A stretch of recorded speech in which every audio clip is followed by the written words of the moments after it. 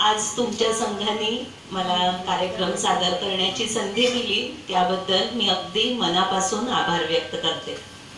आम्हा कलाकारांना कार्यक्रम सादर करणं याच्यासारखं दुसरं सुख नसतं. माझा मुलगा मला चिडवतो की आई, ज्या दिवशी तुला कार्यक्रमाचं आमंत्रण येतं त्या दिवशी तू खूप खुश असते आणि माझ्यावर कमी चिडचिड करते.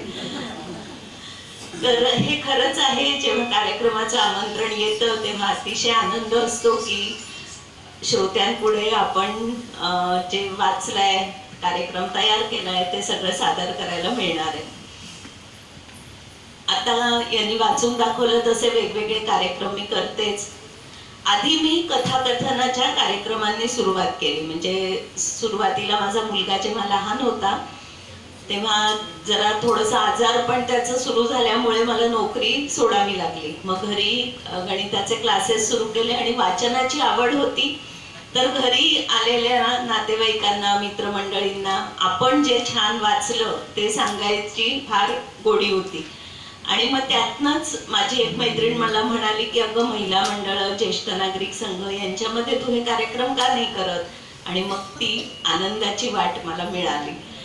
तर आपण जे छान वाचलं ते सगळ्यांपर्यंत पोचावं हा या कार्यक्रमांमागचा हेतू आहे. आता हे वर्ष व्यंकटेश माडगुळकरांचं जन्मशताब्दी वर्ष आहे. 5 एप्रिल पासून सुरू झालंय. तर त्यांच्या पण कथांचा कार्यक्रम मी करते. मराठी मातीतला गोष्टी वेल्हाळ लेखक.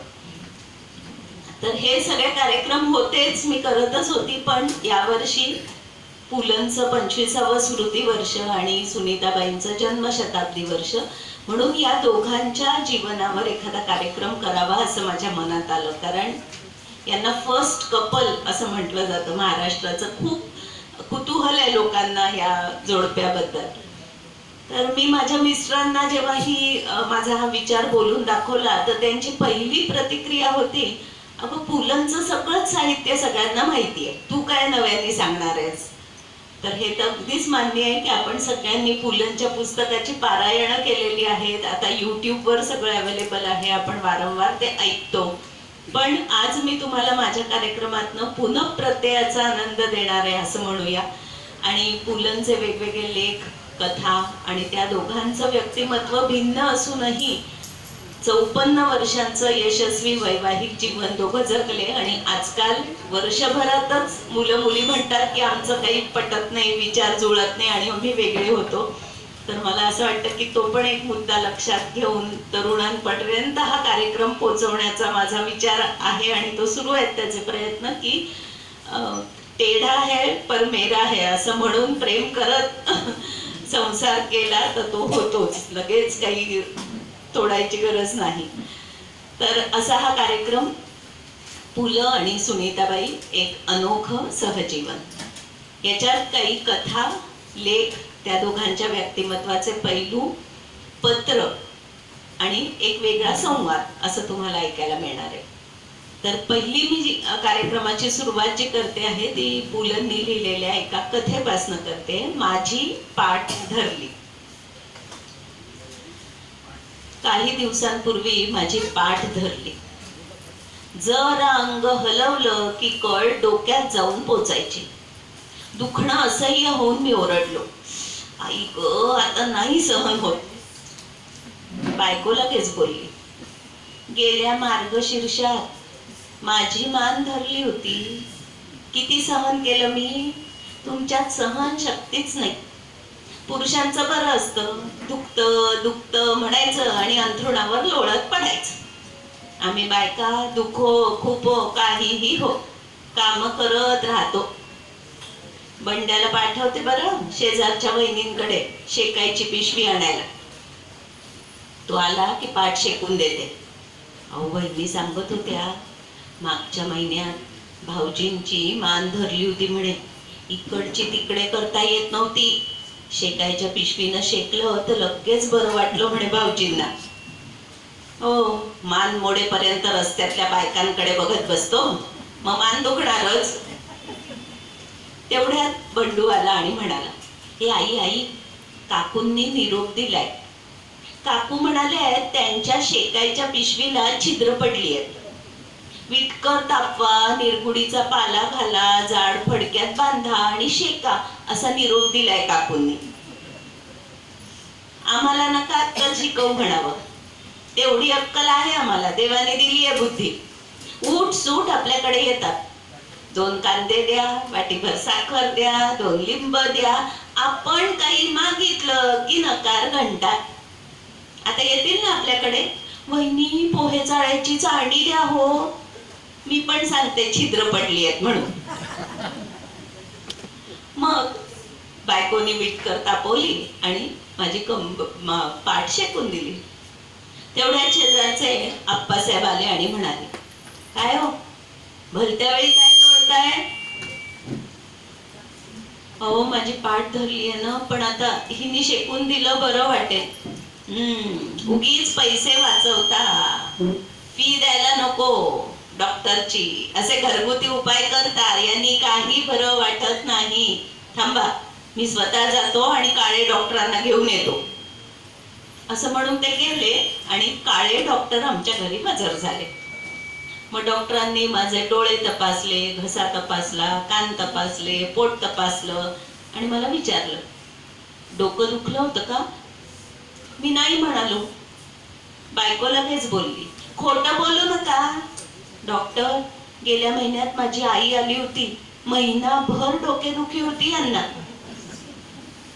ठीक आहे, औषधं लिहून देतो, ती घ्या, 3-4 दिवसात बरं वाटेल. नाहीच बरं वाटलं तर एक्सरे काढू. आणि स्मोकिंग लक्ष द्या जरा, स्मोकिंग करू नका. आता आप्पासाहेबांना अक्कल पाजळायची काहीच गरज नव्हती, पण ते मध्ये बोललेच, अगदी खरं सांगताय डॉक्टर, स्मोकिंग फार वाईट हो, फार वाईट.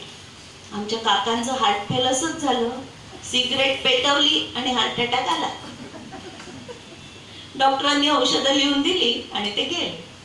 ते जात नाही तर नानासाहेब घरात आले आणि म्हणाले, काळे डॉक्टर कशाला आले होते तुमच्याकडे? अहो माझी पाठ धरली आहे ना म्हणून बोलवलं होतं त्यांना. अहो काळे डॉक्टरांना कशाला बोलवलं? 1 नंबरचा नंदी बैल आहे हा काळे डॉक्टर. आमच्या वडिलांची मान धरली होती, या काळ्याचं औषध घेतलं, शेवटपर्यंत मान फिरवता आली नाही, वाकड्या मानेनं वैकुंठाला गेले. ॲलोपॅथी घेऊच नाही हो, फार वाईट असते ॲलोपॅथी. Homeopathy best. आमच्या हिची कंबर धरली होती, सोमणांनी 4 गोळ्यांमध्ये ठीक केली. किती? 4. थांबा, मी स्वतः जातो आणि सोमणांना घेऊन येतो. असं म्हणून ते गेले आणि डॉक्टर सोमण हजर झाले. आधी काळे डॉक्टरांना बोलवलं. तुम्ही काय म्हणाले तुमचे लाडके काळे डॉक्टर? 2-3 दिवसात नाही बरं वाटलं तर एक्सरे काढू म्हणाले. वाटलंच, नुकतंच एक्सरेचं मशीन आलंय दवाखान्यात, पैसे नको सुटायला त्याचे. या ॲलोपॅथी वाल्यांनी नुसता कहर केलाय, कहर. सर्दी झाली म्हणून यांच्याकडे गेलात ना तर नागपुड्यांचा एक्सरे घेते. मला कोणावर टीका करायची नाहीये, ज्याचं कर्म त्याच्यापाशी. पण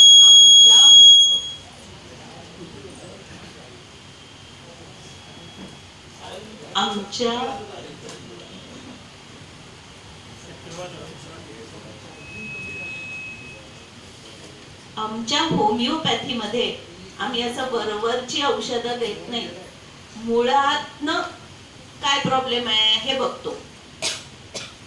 तुम्हाला काही प्रश्न विचारावे लागतील. हिस्ट्री फार महत्वाची आमच्या होमिओपॅथी मध्ये. काही प्रश्न विचारतो, त्याची उत्तरं द्या. पणजोबा कशाने गेले? प्लेग मध्ये गेले. आजोबा कशाने गेले? पुरात बुडून मेले. वडील कशाने गेले? मोटारीच्या अपघातात गेले हो. पाठीवरून चाक गेलं त्यांच्या. पाठीवरून चाक. बरं, स्वप्न काय पडतात तुम्हाला? आमच्या होमिओपॅथी मध्ये स्वप्नांना फार महत्व आहे. डॉक्टर, रात्री झोपलो काय, दुपारी झोपलो काय, एकच स्वप्न पडतो. एकच स्वप्न. मी साहेबाच्या पाठीत गुद्दा मारतोय. पाठीत गुद्दा. बर, पाठ वीक पॉइंट दिसते तुमच्या घराण्यात. काही हरकत नाही, मी औषधं लिहून देतो. दर 4 तासांनी ही औषधं घ्यायची. पथ्य काय करायचं हो डॉक्टर? पथ्य एकच, आपल्याला काहीही झालं नाही असं समजायचं. अहो, असं कसं समजणार? खूप पाठ दुखते ना.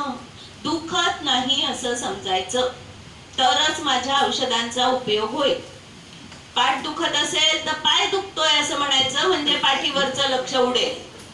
नाही, पाठच खूप दुखते, खूपच दुखते, सहन नाही होत आहे, दुखत नाही असं म्हटलं तर दुखत नाही असं समजायचं, तरच माझ्या औषधांचा उपयोग होईल. समजलं? मग मी तुमचं बिल दिलंय असं समजा. सगळ्या गोष्टी समजण्यावरच असतात. माझी पाठ म्हणजे काय थट्टा वाटली तुम्हाला? माझ्या पाठीवर पोट भरणार आहात तुम्ही? मी रागात तोंडाला येईल ते बरळू लागलो. डॉक्टर साहेब उठले आणि रागात निघून गेले. तेवढ्यात हनुमंतराव घरात आले. 6 फूट उंची, बलदंड शरीर, कुस्तीवीर हनुमंतरावांचा फार दरारा होता आमच्या चाळीत. आल्या म्हणाले, कुणाची पाठ धरली आहे? मला बातमी समजली. तुम्ही लाख लपवाल माझ्याकडनं, माझ्यापासून काहीही लपून राहत नाही. कुणाची पाठ धरली आहे? नाही, बरं आहे मी आता, खरंच अगदी बरं आहे. एकाएकी कसे बरे झालात? खोटं बोलू नका. थांबा, मणक्यातली हाडं मोडतो म्हणजे लगेच बरे व्हाल असं म्हणून मला कळायच्या आत त्यांनी मला उचललं आणि गरा फिरवलं आणि दाणकन पलंगावर आपटलं. पण आनंदाची गोष्ट आहे, पाठ पूर्ण मोकळी झाली आहे, पण आता मान धरली आहे.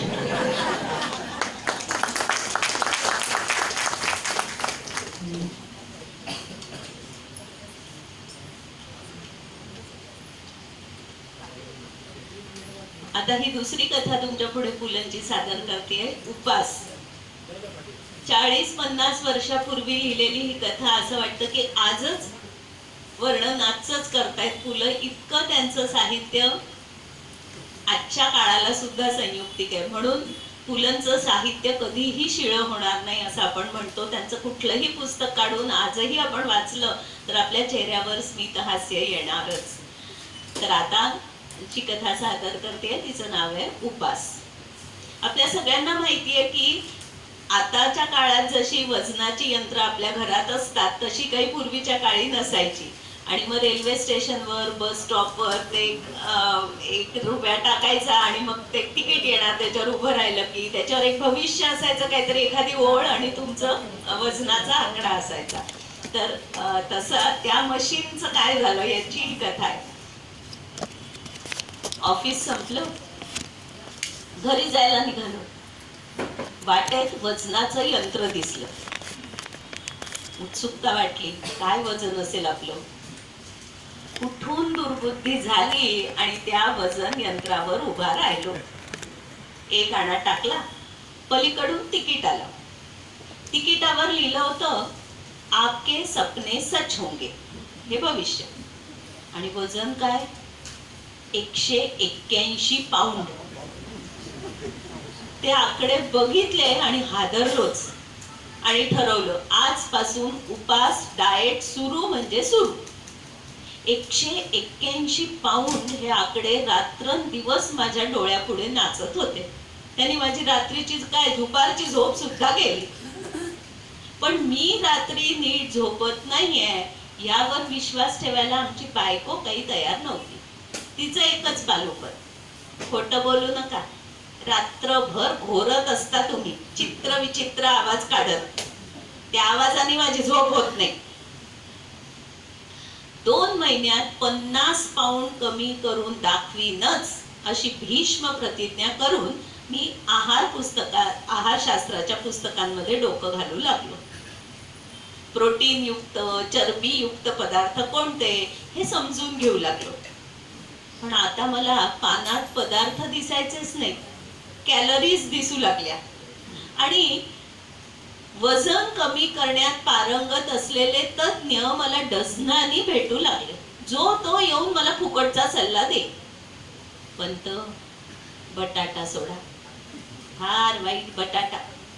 बटाटा असं नुसतं तोंडातनं म्हटलं तरी 2 ग्रॅम वजन वाढतं. बटाटा सोडा. तर दुसरा म्हणे, पंत भात सोडा. भाताने लगेच वजन वाढतं. भात सोडा. की तिसरा म्हणे, अहो काहीतरीच काय सांगता, आमच्या कोकणात सगळे भात खातात, यांच्यासारखे जाडे आहेत का सगळे? पंत तुम्ही तेल तूप सोडा. कुणी म्हणे तेल तूप सोडा, कुणी म्हणे भात सोडा, कुणी म्हणे बटाटा सोडा. एकाने मला सांगितलं दुपारी झोपणं सोडा. एकाने सांगितलं पत्ते खेळणं सोडा, बसून बसून वजन वाढतं. मी आपलं ऐकावं जनाचं आणि करावं मनाचं असंच ठरवलं होतं. पहिलं काय करायचं तर आहार परिवर्तन, आणि साखरेत सगळ्यात जास्त कॅलरीज असतात म्हणून साखर सोडायची असं ठरवलं.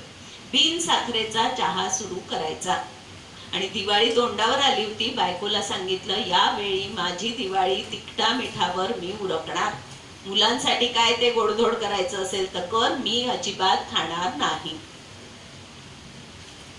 आणि भात मला फार प्रिय, त्यामुळे भात संपूर्ण सोडणं काही शक्य नव्हतं. पण पहिला भात सोडला, ताक भात मात्र खाल्ला. 3-4 दिवस जसं ठरवलं होतं तसं वागत होतो. नियम म्हणजे नियम, शिस्त म्हणजे शिस्त. पण 5व्याच दिवशी व्रतभंग झाला. अण्णा नाडगौडाचं प्रमोशन झालं. त्यांनी साऱ्या सेक्शनला पार्टी दिली. आता पार्टीला गेलो नसतो तर त्याला वाटलं असतं मी जळतो याच्या प्रमोशनवर, म्हणून जावं लागलं. त्या दिवशी आचार्यांनी माझ्या डाएटवर सूड उगवायला सगळे पदार्थ तयार केले होते. मिठाईत साखर नव्हती घातली, साखरेत मिठाई घातली होती. लक्षावधी कॅलरीज घासा गणित माझ्या पोटात जात होते. बटाटे वडे, चिवडा, गुलाबजाम असं हादडून झाल्यावर कोणीतरी म्हटलं, अरे अण्णा गरम गरम भज्यांशिवाय कसली आली रे तुझी पार्टी? गरम भज्यांची ऑर्डर झाली. आता ऑर्डर दिली आहे म्हटल्यावर खाणं आलंच ना.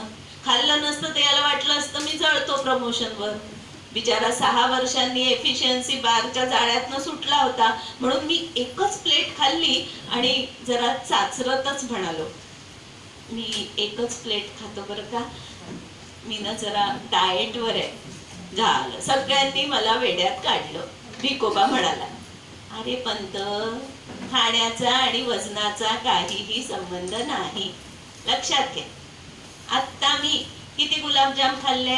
40. आयुष्यात कधी म्हणून डाएट एक्सरसाइजच्या फंदात मी पडलो नाही. तुझी कुंभरास आणि कुंभ लग्न असेल, नुसता वायू भक्षण करून राहिलास तरी असाच जाड्या राशील, जाड्या. मग कोणीतरी म्हटलं, पंत सूर्यनमस्कार घाला, फार इफेक्टिव्ह. तिसरा म्हणे रनिंग, रनिंग मध्ये जो जोर आहे तो कशात नाही. मग तिसरा म्हणे नाही नाही, दोरीवरच्या उड्या बेस्ट. माझ्या मेवड्यांनी एका महिन्यात 10 पाऊंड कमी केले. दोरीवरच्या उड्या मी कधी मारल्या नव्हत्या. म्हटलं दोरीवरच्या उड्या मारून बघाव्या. पहिलीच उडी शेवटची उडी ठरली. कारण 8x10च्या आमच्या खोलीत दोरी संपूर्ण डोक्यावरनं फिरवणंच अवघड. एकदा दोरी डोक्यावरनं गेली ती ड्रेसिंग टेबलवरच्या तेलाच्या, पावडरच्या, औषधांच्या बाटल्या घेऊनच खाली आली. मग बायकोनी रागारागात मला गॅलरीत पिटाळलं.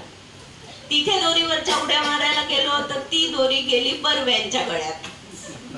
ते रागात मला म्हणाले, अहो काय हे, तुमच्या वयाला न शोभणाऱ्या या धिंगामस्तीला मी बळी पडलो असतो. क्षमा करा, क्षमा करा, मुद्दाम नाही केलं हो मी. वजन कमी करण्यासाठी दोरीवरच्या उड्या मारतोय. काही उपयोग होणार नाही, लिहून घ्या. तोंडावर ताबा नाही, तोंडावर ताबा नाही, मनाचा निग्रह नाही. तुम्हाला एक गोष्ट सोडावी लागेल. या वयात दोरीवरच्या उड्या मारतोय, लाज सोडलीये, अजून काय सोडू? बोलणं सोडा, तोंड उघडायचंच नाही. खाण्यासाठी नाही आणि बोलण्यासाठी सुद्धा नाही. अहो, मौनाचं सामर्थ्य फार मोठं आहे. मौन ही एक मोठी शक्ती आहे. मौनानं सगळं साध्य होतं. मौन पाळा. अहो, पण मला बोलावंच लागतं. बोललो नाही तर मला कशी नोकरीवर ठेवणार? मी टेलिफोन ऑपरेटर आहे ना. दिवसभर बोलण्याचेच पैसे मिळतात मला. मग काय वजन उतरतं तुमचं? अतिशय कारुण्यपूर्ण कटाक्ष टाकून बर्वे निघून गेले. त्यांच्या गळ्यात पडलेली दोरी मी गच्च आवळली का नाही या विचाराने मला पश्चाताप झाला. माझ्या दोरीवरच्या उड्या खाली राहणाऱ्या मंडळींच्या तक्रारीमुळे मला थांबाव्या लागल्या. दुष्टपणा आणि आकस हो, दुसऱ्याचं भलं होत आहे कसं बघवेल. पण आमच्या हिचा मात्र माझ्या डाएटच्या बाबतीतला उत्साह अवर्णनीय होता. रोज चमत्कारिक पदार्थ माझ्या पानात पडायचे. एकदा हिने उकडलेली पडवळ मला खायला दिली.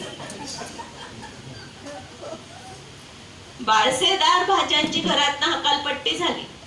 मटार, फ्लावर, बटाटा, सुरण काहीच नाही. सडपातळ भाज्याचा खुराक चालू केला. चवळीची शेंग, गवारची शेंग. बरं, सुरुवातीला जेव्हा डाएट सुरू केलं होतं तेव्हा बिन साखरेचा चहा बरा लागायचा हो. आजकाल फारच कडू लागू लागला. म्हणून बायकोला विचारलं होतं, म्हणते कशी? माझं गुपित आहे ते. सुरुवातीला तुम्ही बिन साखरेचा चहा सुरुवात केली ना तेव्हा घरात साखर होती. कणकण घातली तुम्हाला न सांगता. आता 3-4 दिवसापासून साखर संपली तेव्हापासून खरा बिन साखरेचा चहा देते तुम्हाला. अगं काय हे? लक्षावधी कॅलरीज गेल्या तुझ्यामुळे माझ्या पोटात. आता काय वजन कमी होणार आहे माझं? लोक काय म्हणतील? हे बघा, उगीच आरडाओरडा करू नका. वजनाचं काय मेलं होईल कमी. आणि मी तर म्हणते नाही झालं तर नाही, 5-10 पाऊंड इकडे का तिकडे. आपण चांगल्या खात्या पित्या घरचे वाटलो पाहिजे. लोक अगदी बारके बुरके मला तर आवडतच नाहीत पाहिजे. आणि लोकांचं काही सांगू नका हो. लोक काय बोलतातच. दिवसभर मेली मर मर काम करते, पण शेजारच्या बहिणी येऊन म्हणतात कशा, तुझी सासू तुझ्याहून जास्त काम करते. बायकोची गाडी वेगळ्याच दिशेनं धावू लागली.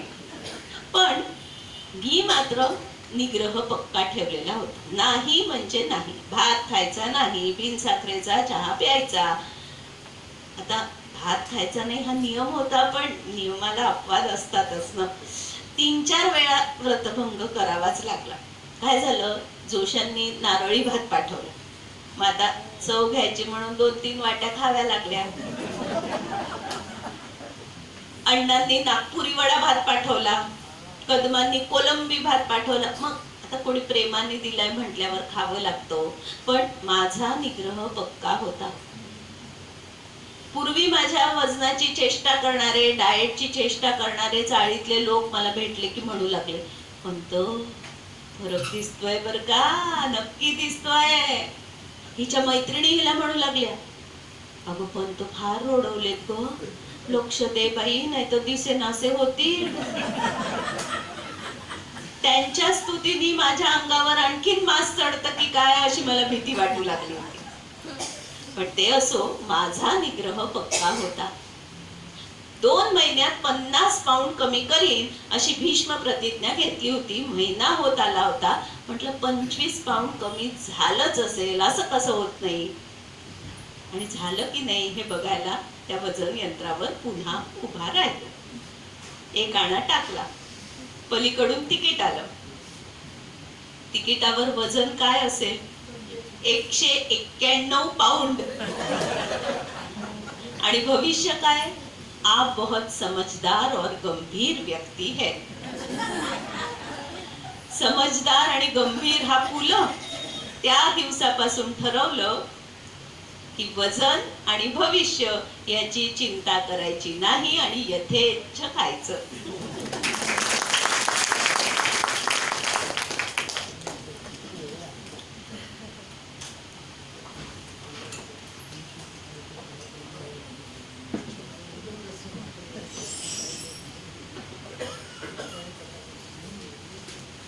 आता एक संवाद तुमच्या पुढे सादर करते. पु ल आणि सुनीताबाईंचं लग्न ठरलं तेव्हा त्यांच्या आईमध्ये आणि सुनीताबाईंमध्ये झालेला हा संवाद आहे.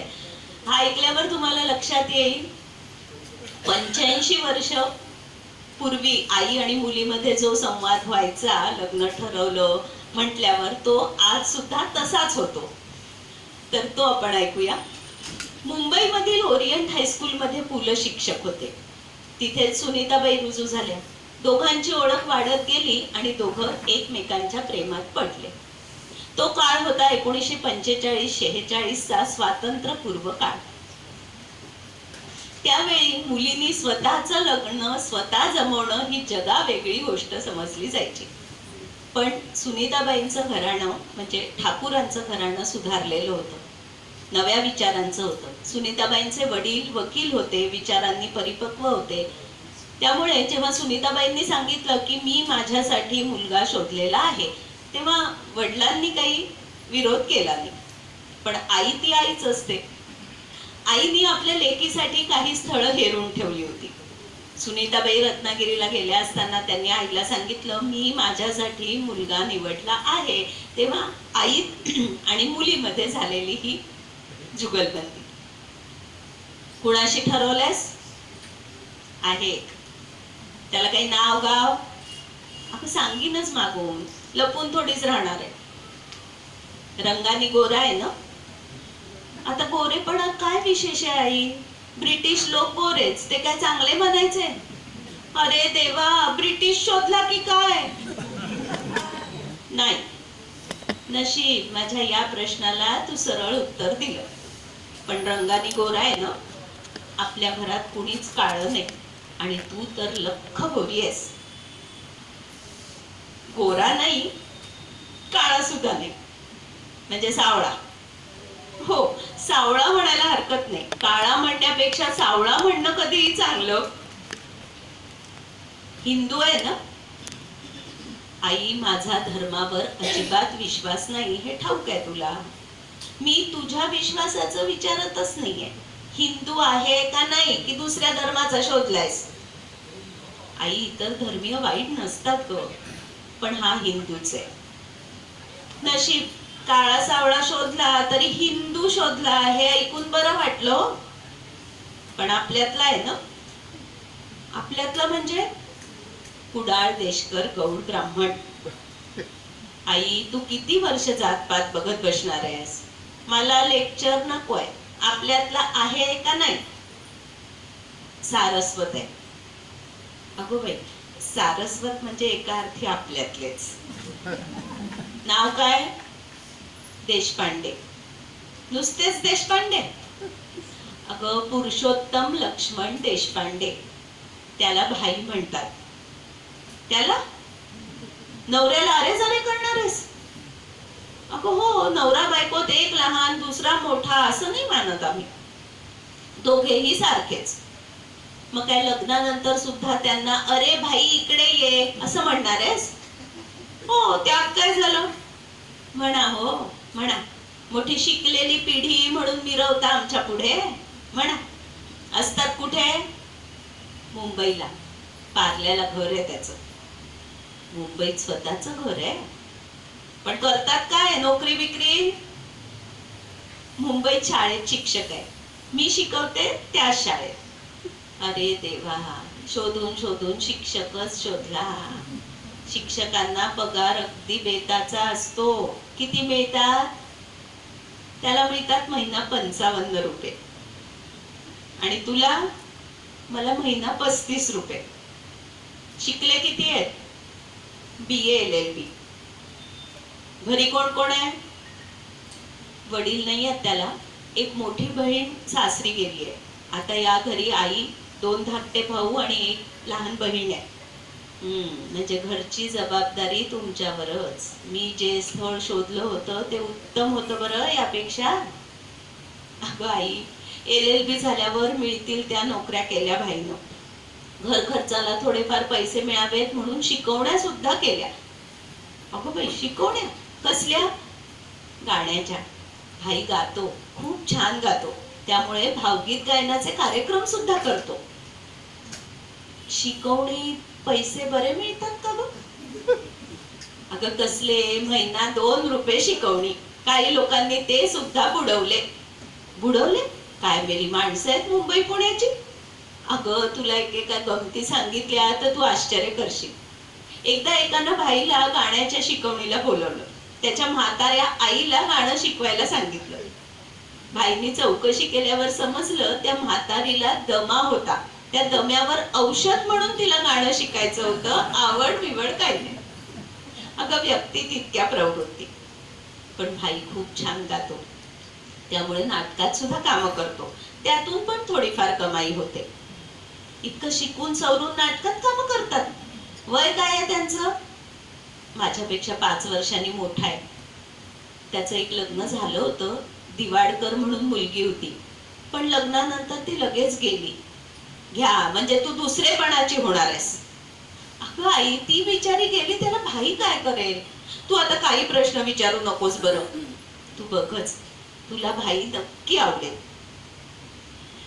असा हा संवाद झाला आणि सुनीताबाई म्हणाल्या, अगदी तसंच घडलं. पहिल्या भेटीतच पुलंनी ठाकूर कुटुंबाला आपलंसं केलं. आपल्या लग्नाला घरची संमती आहे ही बातमी सुनीताबाईंनी पुलंना कळवली. रत्नागिरीला नोंदणी पद्धतीने विवाह करायचा असं ठरलं. लग्नात अनावश्यक खर्च पूर्णपणे टाळायचा हे दोघांचंही स्पष्ट मत होतं. त्यामुळे पत्रिका छापल्या नाहीत, प्रतिष्ठितांना आमंत्रण गेली नाहीत. लग्नाच्या दिवशी नवरी मुलगी रजिस्ट्रार पुढे साध्या खादीच्या पांढऱ्या साडीत बसली आणि नवरा मुलगा साध्या पायजामा शर्ट मध्ये. लग्न रजिस्टर झालं. त्याच रात्री सुनीताबाईंच्या वडिलांनी घरात गाण्याचा कार्यक्रम ठेवला.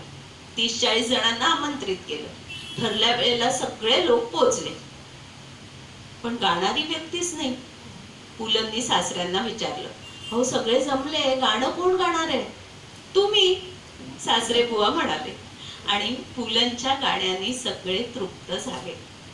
सुनीताबाईंनी पुलंच्या आयुष्यात प्रवेश केला तो नक्षत्र योग महाराष्ट्राच्या दृष्टीने एक भाग्ययोग होता.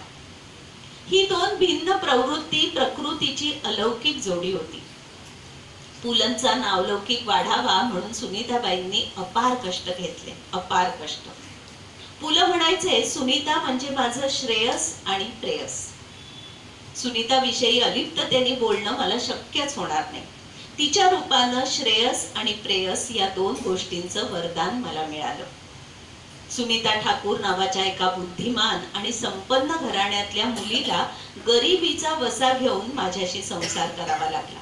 जेव्हा लग्न ठरलं तेव्हा मला केवळ 50 रुपये पगार होता आणि 7 जणांच्या संसाराचा गाडा ओढावा लागत होता. त्यावेळी नाव, यश, प्रसिद्धी, पैसा काहीही नव्हतं माझ्याजवळ. पण त्यानंतरचा प्रवास हा आमच्या दोघांचा आहे. मला एकट्याला त्यातून वेगळं काढताच येणार नाही.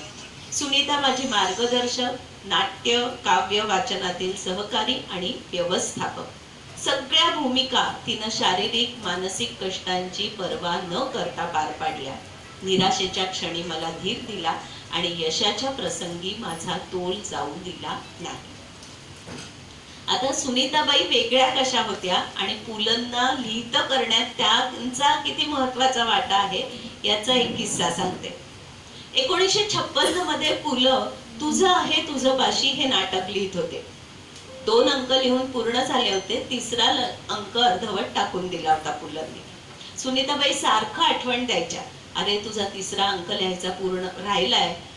आणि पुलंचं उत्तर, बघू ग, लिहीन नंतर.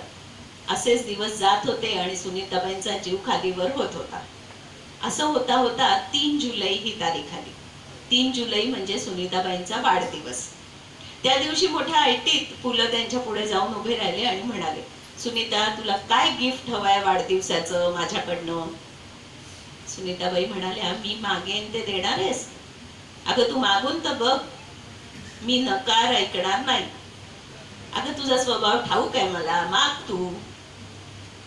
तुझं आहे तुझं पाशीचा 3रा अंक अर्धवट टाकलेला आहेस, तो आज लिहून पूर्ण करून मला दे.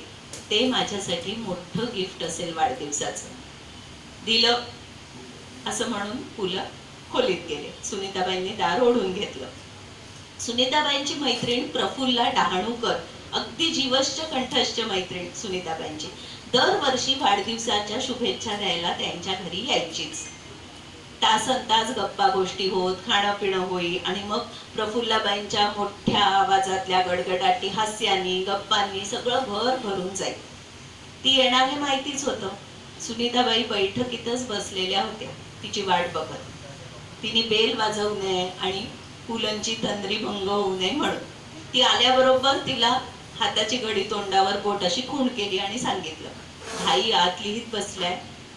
आज तो मला 3रा अंक लिहून पूर्ण करून देणार आहे, हे त्याचं वचन आहे. तू आली आहेस हे त्याला कळलं तर त्याला काही आत बसवणार नाही. तो बाहेर येईल आणि मग लिहिणं राहून जाईल. तू आणि मी स्टॅच्यू सारख्या बसून राहायचं, एक शब्दही न बोलता. आणि खरंच दोघी जणी 3-4 तास तशाच बसलेल्या होत्या, आवाज न करता. 3 तासांनी फुलं बाहेर आले आणि सुनीताबाईंना म्हणाले, हे घे, तुला हवं होतं ते गिफ्ट. अशा होत्या सुनीताबाई. आता या दोघांच्या व्यक्तिमत्वाचे थोडेसे पैलू आपण बघूयात, कारण दोघंही अतिशय भिन्न होते स्वभावाने. तर ते कसे होते हे आपल्याला याच्यातनं कळणार आहे. पु ल म्हणायचे, आयुष्यात मला भावलेलं एक भूत सांगतो. उपजीविकेसाठी आवश्यक असणाऱ्या विषयांचं शिक्षण जरूर घ्या. पोटापाण्याचा उद्योग जिद्दीने करा, पण तेवढ्यावरच थांबू नका. साहित्य, चित्र, संगीत, नाट्य, शिल्प यातल्या एखाद्या तरी कलेशी मैत्री जमवा. पोटापाण्याचा उद्योग तुम्हाला जगवेल, पण कलेशी जमलेली मैत्री तुम्ही का जगायचं हे तुम्हाला सांगेल. जीवनाचं अवघड तत्वज्ञान पुलंनी अगदी सोप्या भाषेत आपल्या पुढे सांगितलं. पुलंचं व्यक्तिमत्व सर्वार्थाने उत्तुंग होतं. ते जेवढे मोठे विनोदकार होते तेवढेच मोठे चिंतक, विचारवंत आणि समाज सुधारणेची आस असलेले महान कलावंत होते. पु ल जातिवंत बहुरूपी होते. त्यांनी निष्ठेने अध्यापन केलं, चित्रपटात विविध भूमिका केल्या, कथा, पटकथा, संवाद लिहिले, गीतांना, भावगीतांना सुरेख चाली लावल्या, हार्मोनियम, बासरी अप्रतिम वाजवली, एकपात्री प्रयोग केले, नाटकांचं दिग्दर्शन केलं, मर्ढेकर, बोरकर, आरती प्रभू यांच्या कवितांचं उत्कृष्ट वाचन केलं. आणि हे सगळं करत असताना मराठी साहित्यात मोलाची भर घातली. त्यांनी प्रसन्न, निर्मळ, अभिरुची संपन्न विनोदाच्या माध्यमातून मराठी माणसाच्या जीवनात अखंड आनंद निर्माण केला. खोगीर भरती, नसती उठाठेव, बटाट्याची चाळ, गोळाबेरीज, हसवणूक या विनोदी लिखाणाला वाचकांनी भरभरून दाद दिली. अंमलदार, 3 पैशाचा तमाशा, ती फुलराणी, तुझं आहे तुझं पाशी, तुका म्हणे आता, ही पुलंची नाटकं सुद्धा खूप गाजली.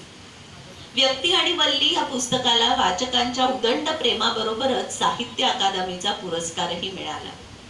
निखळ विनोद पुलंच्या वाक्यातून प्रकट होईल. उपहास, उपरोध या शस्त्रांचा वापर करत त्यांच्या विनोदाला धार चढेल, पण त्यांचा विनोद कधी कुणाला जखमी करत नसेल. एकदा एकानं पुलंना विचारलं, भाई तुम्हाला सगळ्यात जास्त काय आवडतं? माणसं, पुलं म्हणाले, कारण माणसांवर त्यांचं अतिशय प्रेम होतं.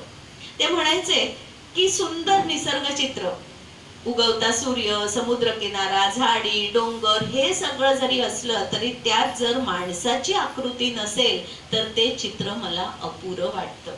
आणि असं उत्तर पुलंच देऊ शकत होते.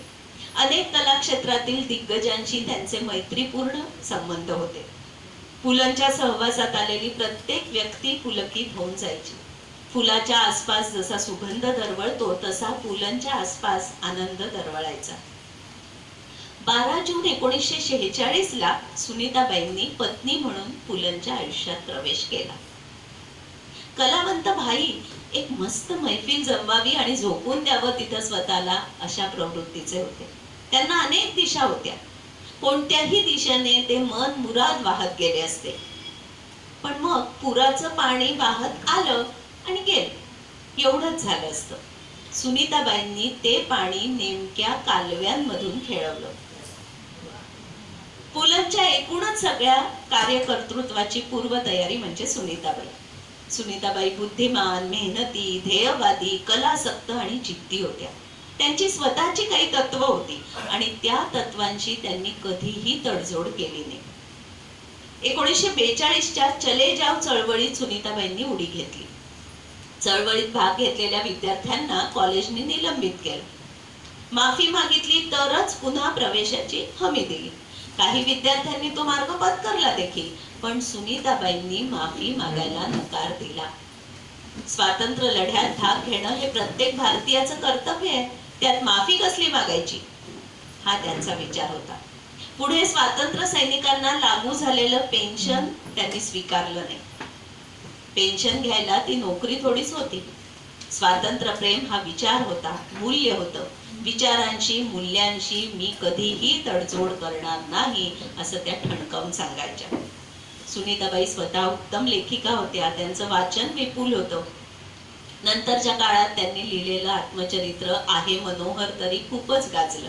सोयरे सकळ, मण्यांची माळ, प्रिय जिये ही पुस्तकं वाचकांची दाद मिळवून गेली. सुनीताबाईंनी आयुष्यभर पुलंमधील कलाकाराला फुलवण्याचं काम केलं. ते कसं, तर त्याचा एक किस्सा आहे. बटाट्याची चाळ हा प्रयोग लोकप्रियतेच्या शिखरावर असताना 50 प्रयोग झाल्यानंतर सुनीताबाईंनी तो बंद करून टाकला. लोकांनी नावं ठेवली, इतका चांगला प्रयोग चालतोय, लोकांना आनंद मिळतोय, आणि या बाईंनी प्रयोग बंद करून टाकला. पण पुलंनी नवं काही लिहावं, जुन्यातच अडकून पडू नये, हा त्यामागचा हेतू होता. आणि झालंही तसंच. वटवट वटवट आणि वाऱ्यावरची वरात ही 2 प्रहसनं पुलंनी लिहिली आणि त्याचे तुफान प्रयोग सगळीकडे केले. सुनीताबाईंनी पुलंना लेखनासाठी कायम प्रोत्साहित केलं. संसाराच्या जबाबदाऱ्या, दैनंदिन जीवनातील वृक्ष व्यवहार, पुस्तकांचे हक्क, रॉयल्टी असे सगळे व्यवहार सुनीताबाईंनी एक हाती सांभाळले.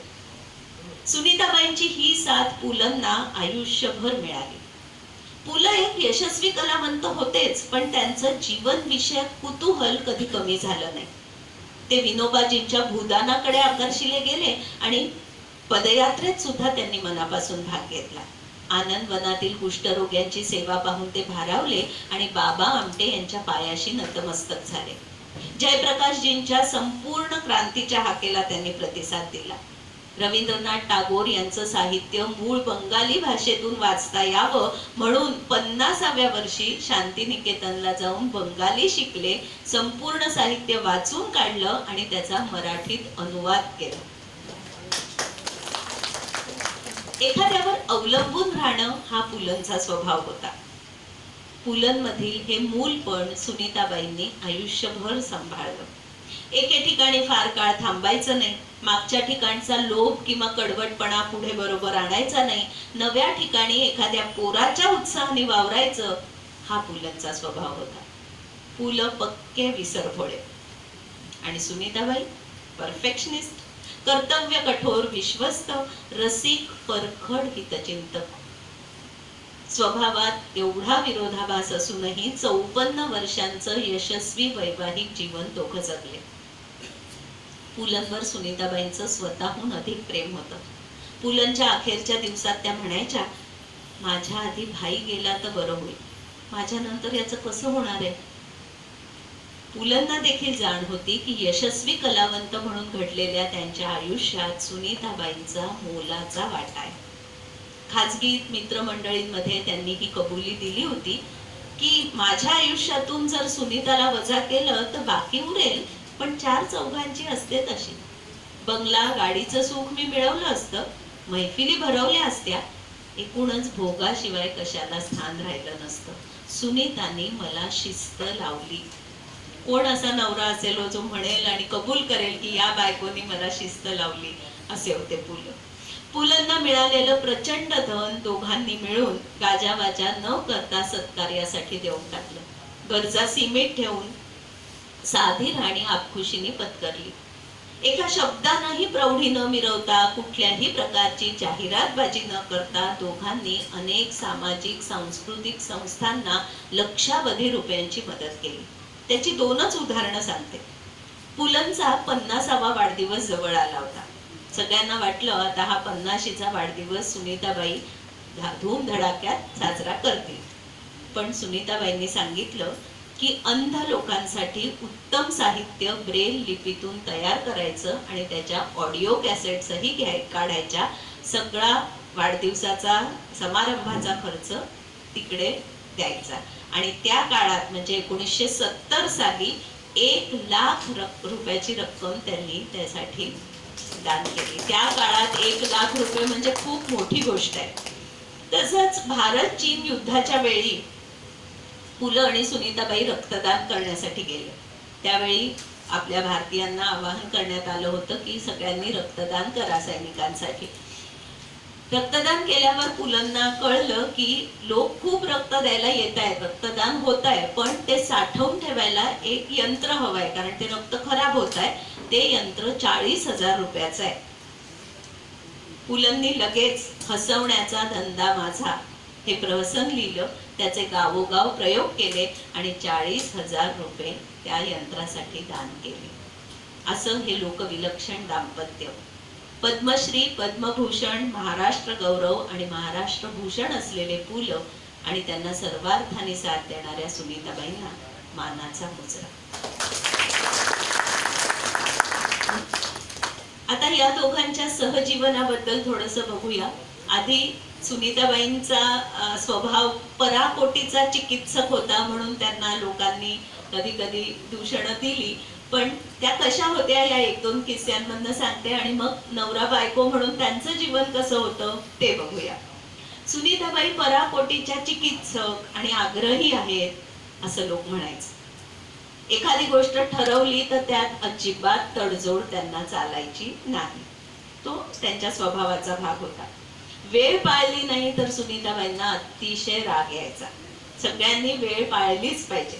म्हणजे समजा पु ल आणि सुनीताबाई एखाद्या व्यक्तीला 4 वाजता भेटायला जातील असं ठरलं आणि दोघं त्यांच्या घरी 4ला 10 कमी असतानाच पोहोचले तर सुनीताबाई बाहेर उभ्या राहायच्या. 4 वाजता बेलवर बटन जायचं तोपर्यंत नाही, इतकं वेळेच्या पक्क्या होत्या. किंवा एखाद्या व्यक्तीने त्यांना फोन करून म्हटलं की पुलंना भेटायचं आहे हो, अर्धा पाऊण तास वेळ मिळेल का? तर सुनीताबाई विचारायच्या अर्धा तास का पाऊण तास? मग पुढची व्यक्ती म्हणे अर्धा तास द्या ना वेळ. मग ती ठरलेल्या दिवशी व्यक्ती आली, गप्पा गोष्टी झाल्या. अर्धा तास झाल्यानंतरही जर ती व्यक्ती उठली नाही तर सुनीताबाई हाताची घडी घालून त्यांच्या पुढे उभ्या राहायच्या. म्हणजे सूचना केलेली असायची की अर्धा तास झालाय, आता तुम्ही जायला हरकत नाही. कुणीही फोन न करता आपल्या घरी आलेलं त्यांना अजिबात आवडायचं नाही. अगदी आप्तेष्ट जवळचे मित्र सुद्धा फोन करा आणि मग या, कारण फुलं लिहायचे तर त्यांच्या तंद्रीत भंग नको. म्हणजे खूपदा त्यांनी वाईटपणा घेतलेला आहे. पुलंनी अमाप धन मिळवलं, अमाप. सुनीताबाई अतिशय चैनीत राहू शकल्या असत्या, पण त्या मुळातच विरक्त वृत्तीच्या होत्या, अतिशय काटकसरी होत्या. त्या म्हणायच्या बोटभर निरोपासाठी हातभर कागद खर्च करू नका. एका कागदाचे 4 भाग करून त्याच्यावर चिठ्ठी काही द्यायची असेल तर त्या कागद नासू नका. पाणी वाया घालवलेलं त्यांना अजिबात आवडायचं नाही. घोटभर पाणी पिता आणि पेलाभर पाणी टाकून देता असं करू नका. साठवलेलं पाणी कधीही खराब होत नाही, ते फेकू नका. लोकांना वणवण करावी लागते पाण्यासाठी, 3रं महायुद्ध पाण्यासाठीच होईल असं पोट तिडकीने सांगायच्या की पाणी वाचवा. कुठलीच गोष्ट वाया गेलेली त्यांना चालायची नाही. म्हणजे आता साधंच उदाहरण आहे, पुष्पगुच्छ आपल्याला कधी कधी मिळतात, ते आपण घरात नेतो आणि मग 3-4 दिवस आपण जरा त्यांना नीट ठेवण्याचा प्रयत्न करतो. 4थ्या-5व्या दिवशी ते आपल्या मानात टाकतातच. सुनीताबाई त्यांच्या ट्रिक्स वापरून 15-20 दिवस तो पुष्पगुच्छ छान ठेवायच्या. त्याच्यासाठी त्या यातायात करायच्या आणि नंतरच्या काळात त्या सगळ्यांना सांगू लागल्या की कृपया भाईला पुष्पगुच्छ भेट देऊ नका. ते नीट ठेवण्यासाठी, टवटवीत ठेवण्यासाठी मला जास्तीचे कष्ट घ्यावे लागतात आणि ती यातायात आता माझ्याच्याने होत नाही. जिव्हाळा आणि अलिप्तता यांचं अनोखं मिश्रण म्हणजे सुनीताबाई. खूप नीटनेटक्या होत्या, काटकसरी होत्या. म्हणजे पुलखवय्ये होते, त्यामुळे अनेक आप्तेष्ट मित्र त्यांना काही डब्यात घालून पुलंसाठी पाठवायचे. मग आता असे 10 डबे एकत्र आले तर कुणाचा डबा कोणत्या मालकाचा हे कसं कळावं, आणि आपल्या हातून एकाचा डबा दुसऱ्याला गेला असं तर सुनीताबाईंना खपणारच नाही. मग ते सगळे पदार्थ आपल्या डब्यात काढायच्या. तो डबा स्वच्छ धुवायचा, पुसायचा आणि त्या डब्यात मालकाची चिठ्ठी घालून ठेवायच्या. मग 4-8 दिवसांनी स्वतः एखादा चांगला पदार्थ करायचा, त्याच्यात भरायचा आणि त्या मालकाला तो डबा पोचता करायचा. आपल्याच्याने एकाचा डबा दुसऱ्याला जाता कामा नये, गहाळ होता कामा नये. अतिशय सुगरण होत्या. आपण सगळेच आपल्या घरी दही विरजतो, पण पु ल असं म्हणायचे की सुनीतानी विरजलेलं दही खूप मधुर असतं, किंवा सुनीतानी केलेला नारळी भात, पेरूची पचडी ही सुनीतानीच करावी, इतर कोणीही करू नये, ही पावती पुलंनी त्यांना दिली होती. पुलंसोबत सुनीताबाईंनी खूप प्रवास केला. तर त्या काळी आत्ताच्या सारखे पदार्थ आहे ते मिळायचे नाही. खूप पदार्थ स्वतः घरात तयार करून त्या घेऊन जायच्या, कारण वेळेवर काही खाल्लं त्यांनी पोट बिघडलं आणि मग पुढच्या कार्यक्रमात व्यत्यय आला, लिहिण्यात व्यत्यय आला, असं होऊ नये म्हणून स्वतः सगळं करून घेऊन जायच्या. खूप टेक्नॉलॉजी सॅव्ही होत्या. म्हणजे घरात आपण जी यंत्र वापरतो ती त्याची बेसिक डागडुजी सगळ्या बायकांना आलीच पाहिजे असं त्या सांगायच्या. पुलंना यंत्र तंत्राचा अजिबात वेळ नव्हतं, पण सुनीताबाई मात्र टेक्नोसॅव्ही होत्या. पुलंचे नाटकाचे प्रयोग खूप दूर दूर लागायचे. कलावंतांना सोबत घेऊन जावं लागायचं. प्रॉपर्टी असायची, म्हणजे नाटकासाठी लागणाऱ्या वस्तू, आणि मग कधी गाडी मिळायची नाही म्हणून सुनीताबाईंनी कार विकत घेतली आणि नेहमी सुनीताबाईंनीच ती ड्राईव्ह केली. पुलंनी त्या कारला कधीही हात लावला नाही. त्या काळात त्या किती पुढारलेल्या विचारांच्या होत्या बघा. आणि ह्या त्यांच्या ड्रायव्हिंगचं 2-3 उदाहरणं त्यांनी त्यांच्या पुस्तकांमध्ये लिहिले आहेत. की बाबा आमटे यांनी एकदा त्यांना रात्री निरोप पाठवला की पुलंनी ताबडतोब भेटायला यावं. तर 1000 मैलांचा प्रवास सुनीताबाई स्वतः ड्राईव्ह करत रात्री पुलंना तिकडे घेऊन गेल्या.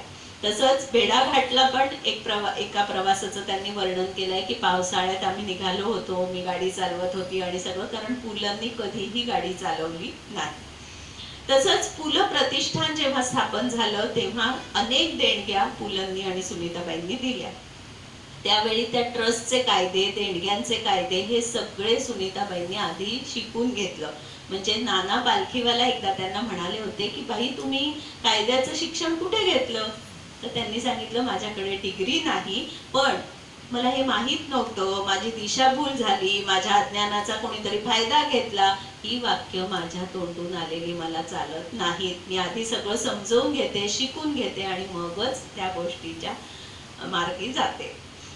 पुलंवर शस्त्रक्रिया करावी लागली होती. एकदा अमेरिकेत जायचं ठरलं तर तेव्हा सुद्धा आता सारखं व्हॉट्सॲप आणि फेसबुक आणि हे काहीच नव्हतं. तर सुनीताबाईंनी तिकडनं त्या स्लाइड्स मागवल्या की कसं ऑपरेशन होणार आहे, काय आहे. मग इथल्या डॉक्टरांशी सगळं ते डिस्कस करूनच निर्णय घेतला. म्हणजे खूप वेगळ्या होत्या त्या. काही कुणावर भरोसा ठेवायचा असं पण नाही. आधी सगळी शहानिशा करायची आणि मगच निर्णय घ्यायचा. सुनीताबाईंचं मराठी आणि इंग्रजी वाचन विपुल होतं.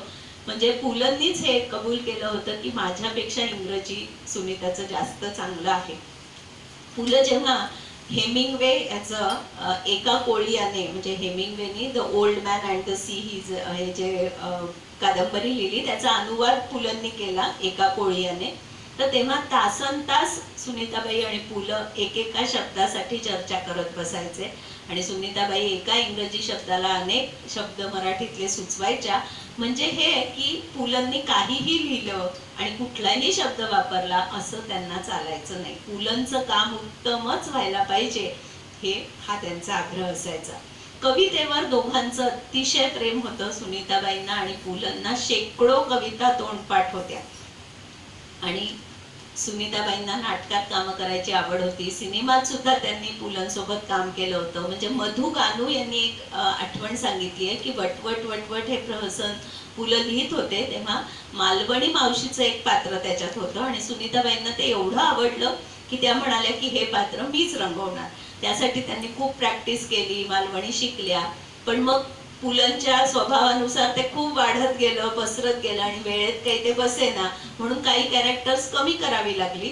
तर सुनीताबाई म्हणाल्या माझं मालवणी मावशीचं पात्र काढून टाक, उगीच बाकीच्यांना असं वाटायला नको की त्यांच्यावर अन्याय झाला. तर अशा खूप तडजोडी सुनीताबाईंनी केल्या आहेत. बाबासाहेब पुरंदरे यांनी खास सुनीताबाईंसाठी राजमाता जिजाबाई हा एकपात्री प्रयोग लिहिला. त्याचे 30-35 प्रयोग केले. सुनीताबाईंनी, पण मग पुलंच्या वेळापत्रकात ते जुळे ना, म्हणून त्यांनी तो बंद करून टाकला. पुलंना एकदा एकाने विचारलं होतं की भाई, तुमचं आणि सुनीताबाईंचं लग्न ठरलं तेव्हा पत्रिका बघितली होती का, किती गुण जुळले होते? तर पुलंनी सांगितलं की हो, आमची पत्रिका जुळली, 36 गुण जुळले होते, त्यातले 35 सुनीताचे, माझा एकच गप्प बसणं. तसंच एकदा एकानं पुलंना विचारलं होतं की भाई, बरेचदा असं होतं की 2 पर्याय आपल्या पुढे असतात, हा निवडू का तो निवडू असं आपल्या मनात असतं, काय सुचत नाही अगदी, आणि मग आतून काहीतरी आवाज येतो आणि एक पर्याय आपण निवडतो, आणि काही दिवसानंतर असं लक्षात येतं की त्या 2 पर्यायांपैकी एक पर्याय जो आपण निवडला, आतला आवाज ऐकून तो अगदी योग्य होता. असं तुमच्या बाबतीत होतं का हो कधी? तर पुलं म्हणाले, माझे सगळे निर्णय मी आतला आवाज ऐकूनच घेतो, आणि तो आतला आवाज म्हणजे सुनीताचा स्वयंपाकघरातून येणारा आवाज, त्यामुळे कुठल्याही निर्णयावर मला पश्चाताप करायची वेळ येत नाही. तसंच एकदा एकाने पुलंना विचारलं होतं की प्रत्येक नवरा बायकोची भांडणं होतातच, बोले वादविवाद हे काही नवल नाही, असं तुमचं होतं का हो? आणि मग सॉरी कोण म्हणतं? तर पुलं म्हणाले की आमच्यात सॉरी कोणीच म्हणत नाही, आणि वाद तर प्रत्येकच नवरा बायकोंचे होतात. मग जर 2-4 दिवस अबोला असेल आणि एखाद्याला वाटलं आता दोघांपैकी की नाही आता हा अबोला बस झाला, तर ज्याला वाटतं भांडण मिटावं तो कविता गायला सुरुवात करतो, आणि दुसरा त्याच्या शेजारी येऊन बसतो की भांडण मिटलं, आम्ही सॉरी वगैरे कोणाला म्हणत नाही. सुनीताबाई असं म्हणायच्या की पुलं हा जातिवंत कलाकार आहे, त्याच्या साहित्याने लोकांना आनंद मिळतो, तर भाईंनी आपला पूर्ण वेळ साहित्य निर्मितीसाठी खर्च करावा, बाकी कुठल्याही गोष्टीत त्यांनी अडकू नये. आणि म्हणूनच कार्यक्रमांचं तारखा ठरवणं, रिझर्वेशन्स करणं, ते रॉयल्टी, हे सगळे प्रकार फक्त सुनीताबाईंनी हाताळले, पुलं कधीही त्यात लक्ष घालत नसायचे. आणि सुनीताबाई म्हणायच्या की पुढच्या जन्मी भाईच मला नवरा म्हणून हवा. आता का असं विचारल्यावर त्यांनी सांगितलं होतं की त्याची समाधानी वृत्ती, शंका घ्यायची नाही बायकोच्या कुठल्याच निर्णयामध्ये, बायकोचं व्यक्ती स्वातंत्र्य कधीही त्यांनी हिरावून घेतलं नाही, म्हणून मला तोच नवरा हवा. आणि माझा स्वभाव कसा आहे, तर स्वतःच्या तंत्राने वागणारी मी बाई आहे, जीव तोडून प्रेम करीन, सर्वस्व देऊन मदत करीन, पण माझ्या तत्वासाठी मी नवऱ्याची सुद्धा अडवणूक करते, आणि हे तो मान्य करतो, म्हणून मला भाईच पुढच्या जन्मी नवरा म्हणून हवा. मधु कानू यांनी एक आठवण सांगितली आहे. हा सगळा कार्यक्रम तयार करताना मी तर काही पुलंना बघितलं नाही, सुनीताबाईंना मी भेटली नाही. मग पुन्हा सगळं साहित्य जेव्हा वाचून काढलं तेव्हा मधु कानू, रवींद्र पिंगे, शांता शेळके, अरुणा ढेरे, माधव आचवल या सगळ्यांनी पुलंबद्दल जे जे लिहिलंय ते वाचलं, आणि मुख्य म्हणजे 2 पुस्तकांचा मला खूप खूप फायदा झाला. दोन्ही पुस्तकं मंगला गोडबोले यांनीच लिहिलेली आहेत. पहिलं पुस्तक आहे पुल चांदणं स्मरणाचं, आणि दुसरं पुस्तक आहे सुनीताबाई. दोन्ही पुस्तकं राजहंस प्रकाशनाने प्रकाशित केली आहेत. अतिशय सुंदर पुस्तक आहेत, तुम्हाला जेव्हा मिळतील तेव्हा जरूर अगदी खरेदी करून वाचा. तुम्हाला पुलं खूप जास्त उमजतील त्या पुस्तकांमुळे. आणि सुनीताबाई सुद्धा, म्हणजे आहे मनोहर तरी मी 20-22 वर्षाची असताना वाचलं होतं, तेव्हा तरुण होती, खूप स्वतःची ठाम मतं असतात, तसं वाटायचं ही बाई अशी कशी आहे. पण नंतर सुनीताबाई हे मंगला गोडबोलेंनी लिहिलेलं पुस्तक वाचल्यावर मला खूप वेगळेपण सुनीताबाईंचं जाणवलं. तर ती दोन्ही पुस्तकं तुम्ही जरूर वाचा. मधु कानू यांनी त्यांच्या आठवणीत असं लिहिलंय की 4 मिनिटाचं आकाशवाणीचं भाषण करायचं असेल तरी पुलं कसून अभ्यास करायचे, म्हणजे वेळेवर बघू, जे मनात येईल आठवलं ते बोलू, असं पुलंचं कधीही व्हायचं नाही. लेखन सर्व बाजूंनी बांधेसूद आणि उच्च दर्जाचं हवं म्हणून ते सक्त मेहनत घ्यायचे. जिथे पुलंचं नाव जोडलेलं असेल तिथे चालढकल सुनीताबाईंना जमायची नाही. असे सगळेजण बसलेले असायचे गप्पा गोष्टी करत, आणि अचानक पुलंना लिहायची उबळ यायची. मग ते सुनीताबाईंना म्हणायचे, सुनीता काहीतरी सुचतंय.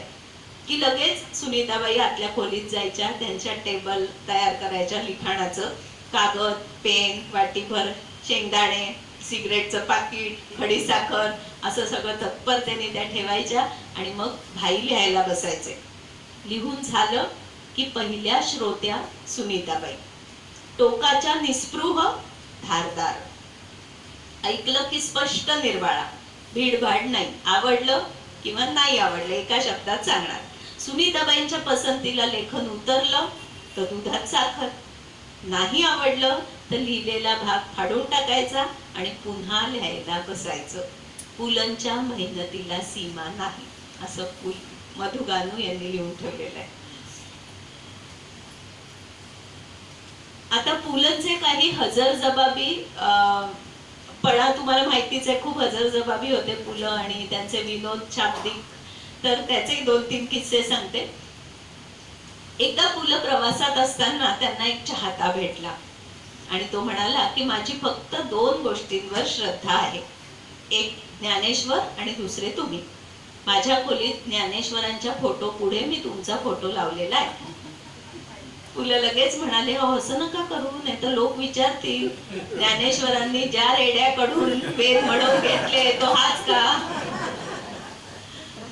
एकदा सगळी नातेवाईक मंडळी बसली होती, गप्पा गोष्टी, कोट्या असं सगळं चाललं होतं. एका छोट्या मुलीने एक कोडं घातलं.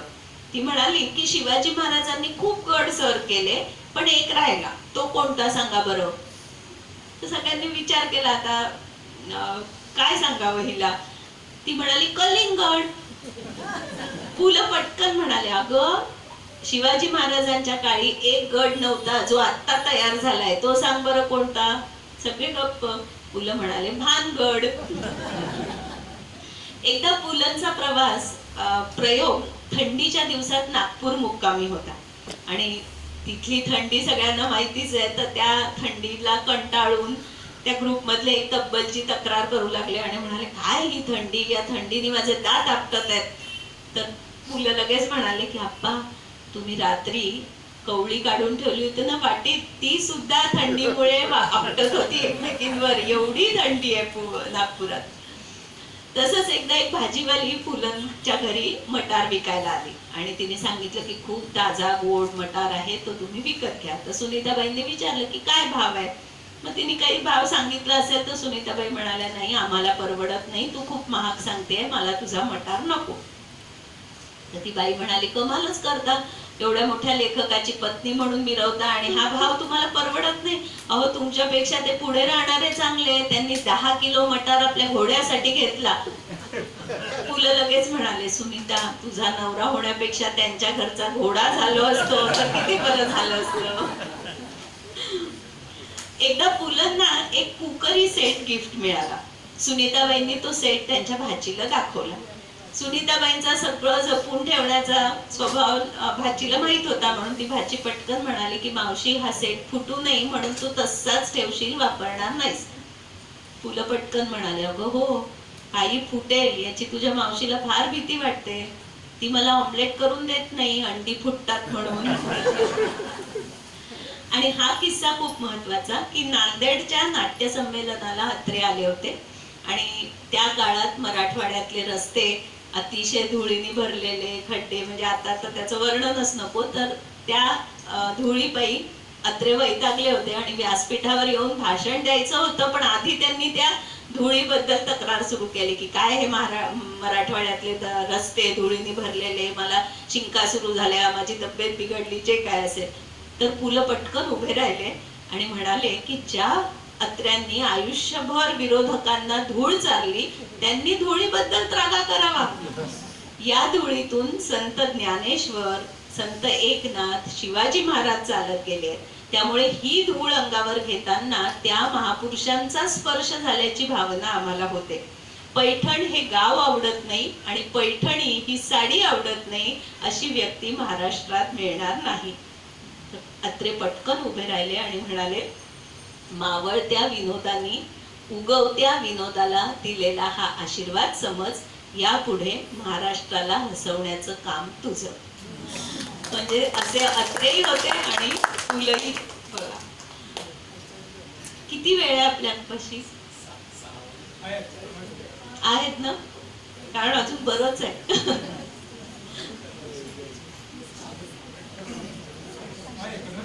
आहेत ना.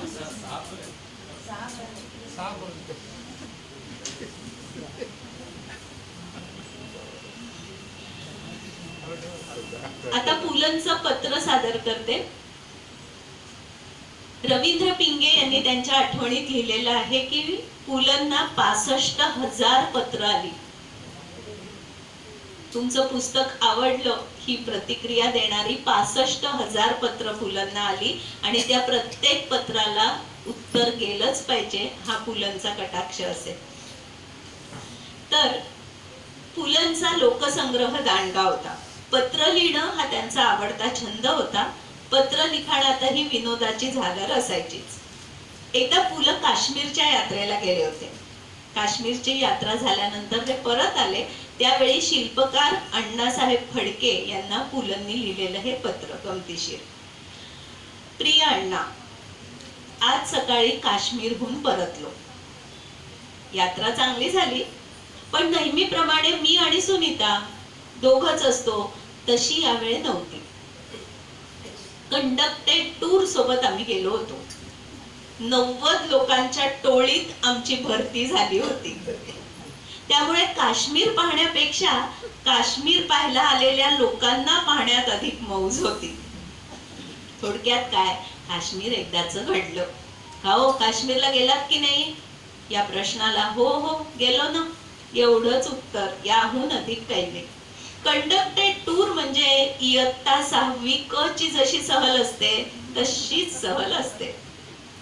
सगळं काही मुलांनो, हे बघा, हे दल सरोवर, हे 32 मैल रुंद 33 मैल लांब बसून 25 पुरुष खोल आहे बर का, अशा चालीवर चालतो. खोलीला पुरुष का वापरतात? अशा वेळी अमुक इतके पुरुष खोल आणि तमुक इतक्या बायका रुंद असं म्हणायला हरकत नसावी.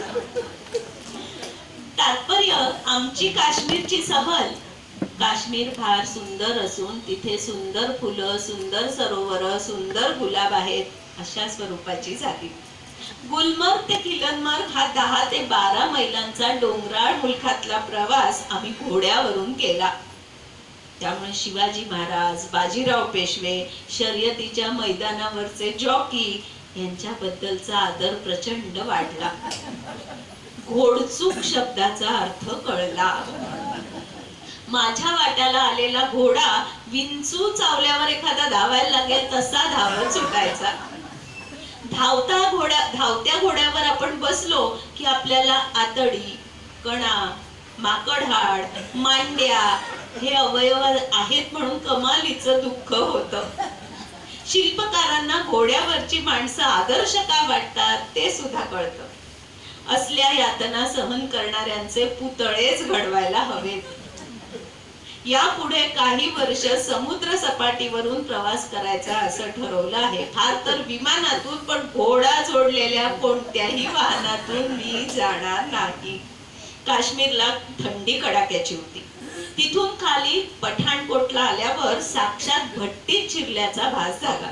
इतका भयंकर उन्हाळा की त्या गावाला पठाणकोट म्हणताना घाम येई म्हणून मी पठाण बनियन असं नाव ठेवलं होतं. या थंडी उन्हाळ्याच्या खेळीत आमच्या दोघांच्या तब्येती उत्तम राहिल्या हे सुदैव कळावे तुमचा पुरुषोत्तम. आता आपण शेवटाकडे येतोय, तरी अजून आहेत 15 मिनिटं. पुलंचं एक प्रेरणादायी पत्र तुमच्या पुढे सादर करते. पुलंनी वैचारिक लिखाण सुद्धा खूप केलं आहे, ज्यातनं नवीन विचार मिळेल असं, पण आपण जास्त त्यांना विनोदी लेखक म्हणूनच ओळखतो. तर हे जे पत्र आहे पुलंचं, हे अतिशय प्रेरणादायी वेगळं पत्र आहे. या पत्रात पुलं सगळ्या आयुष्याचं सार सांगून गेले. आपण जगायला का आलो आहोत पृथ्वीवर हे पुलं सांगतायत. आणि या पत्राचं निमित्त जरा वेगळं आहे. पुलंचे नातेवाईक चंदू ठाकूर हे लष्करात हवाई दलात होते. त्यांच्या जवळच्या मित्राचं विमान अपघातात निधन झालं होतं. काही कौटुंबिक समस्याही असतील. खूप निराश झालेले होते. त्या निराश अवस्थेत त्यांनी पुलंना एक पत्र लिहिलं. आणि त्यावर पुलंनी लिहिलेलं हे उत्तर आहे. 10 जुलै 1957. प्रिय चंदू, रात्रीचे 11:15 वाजले. रेडिओ मधून एका संगीतिकेचा कार्यक्रम प्रोड्यूस करून मी नुकताच घरी आलोय. तुझं पत्र दिसलं, लगेच वाचलं आणि लिहायला बसलो. तुझ्या सगळ्या पत्राचा सारांश हाच आहे की हे सगळं जीवन आहे तरी काय, आपण का जगतो आहोत. तू तुझ्या पत्रात अखिल स्त्री जातीला अत्यंत हीन लेखून मोकळा झालायस. तुझ्या मते बायका मूर्ख, का तर तुला त्यांच्यात अजिबात अर्थ आढळत नाही म्हणून. तू बाईचं छोटं पोर पाहिलंयस का रे? त्या बाळाचं ती आई सर्वस्व आहे, कारण त्याच्या सुखदुःखाशी तिच्या इतकं कुणीही रममाण झालेलं नाही. आणि माणसाला काय हवं असतं ठाऊक आहे? स्वतःशी एकरूप होणारं दुसरं कोणीतरी. तुला तुझ्याशी स्वतःचं स्वत्व विसरून आपलं सर्वस्व अर्पण करणारी व्यक्ती हवी आहे. पण तू असा विचार केलायस कधी?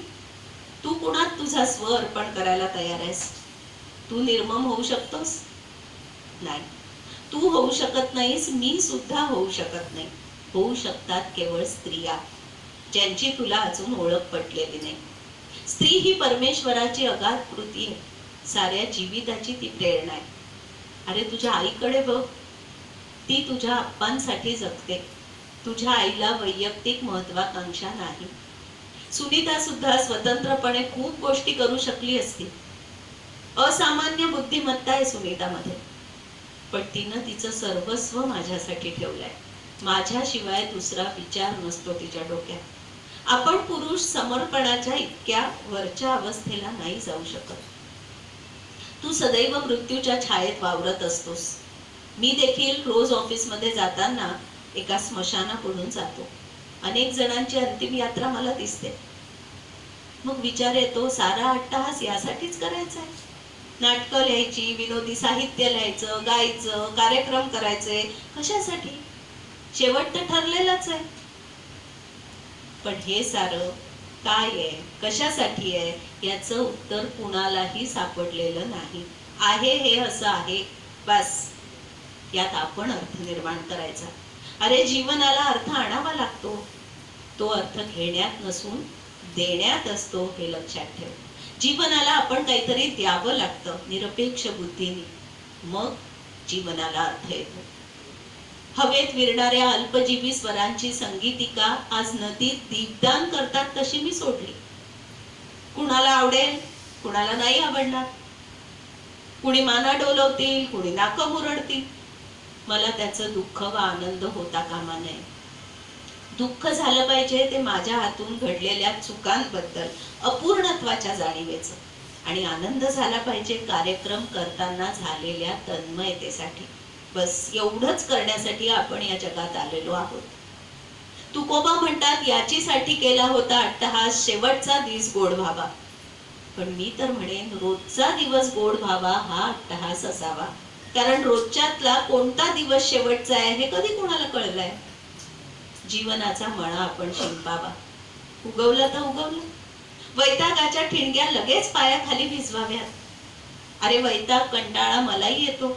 क्षुद्रपणा दिसतो, स्वार्थ दिसतो. तसा आपल्यात कुणाला दिसणार नाही ना, याची चिंता करावी. मग जगण्याला धार येते. तुझे सोबती अचानक गेले, तुला दुःख झालं, स्वाभाविक आहे. तुझं अंतर्मुख होणं सुद्धा साहजिक आहे. तू म्हणतोस their deaths are not justified. My dear boy, whose deaths are justified? माझे वडील 50व्या वर्षी गेले. प्रामाणिक होते, निर्व्यसनी होते. हृदयविकाराच्या झटक्यानं क्षणात गेले. माझा भाऊ वयाच्या 11व्या वर्षी औषध मिळालं नाही म्हणून गेला. कुणाच्याही जन्म मरणाचं जस्टिफिकेशन आपण शोधायचं नाही. आज हाती आलेल्या क्षणाचं सोनं करायचं, भरभरून द्यायचं.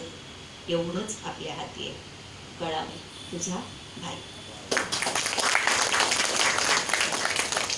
आता हे जे पत्र सादर करते आहे हे सुनीताबाईंनी पुलंना लिहिलेलं पत्र आहे. 12 जून 2000ला पुलं गेले.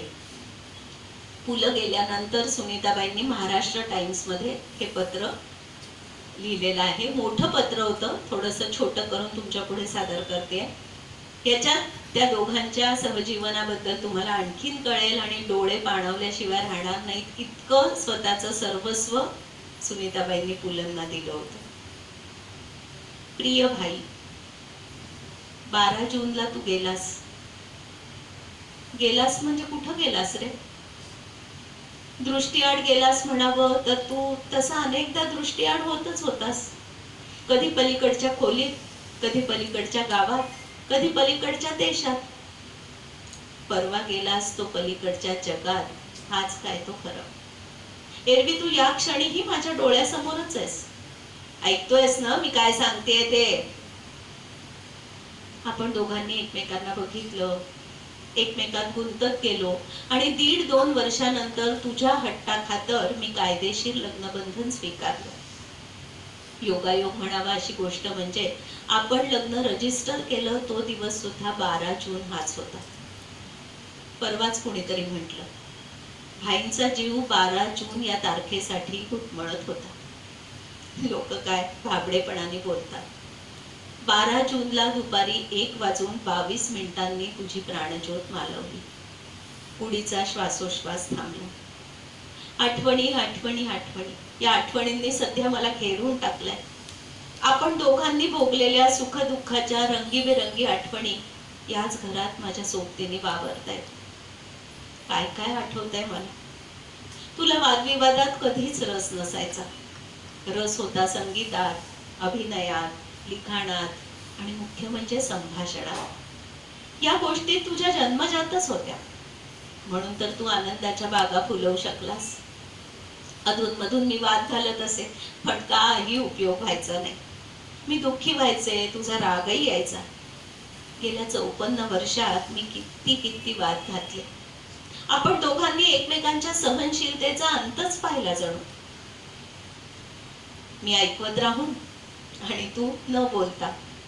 क्वचित एखादा शब्द बोलायचास, तोही अगदी चपखल बसणारा. तुझ्या अफाट शब्द संपदेने मला प्रथम पासून मोहून टाकलाय आणि ती मोहिनी अखेरपर्यंत माझा ताबा सोडणार नाही एवढी जबरदस्त आहे. लहान मुलाशी खेळावं तसा शब्दांशी तू मजेत खेळत बसायचास. फुलाच्या आसपास सुगंध दरवळतो तसा तुझ्या आसपास आनंद दरवळायचा. आनंदाचे डोही आनंद तरंग. म्हणून तर तू सर्वांना आवडायचास. तुला देखील गर्दी खूप आवडायची आणि ती देखील सदैव तुझ्या भोवती गोळा व्हायची. ही देवघेव अगदी नैसर्गिक होती.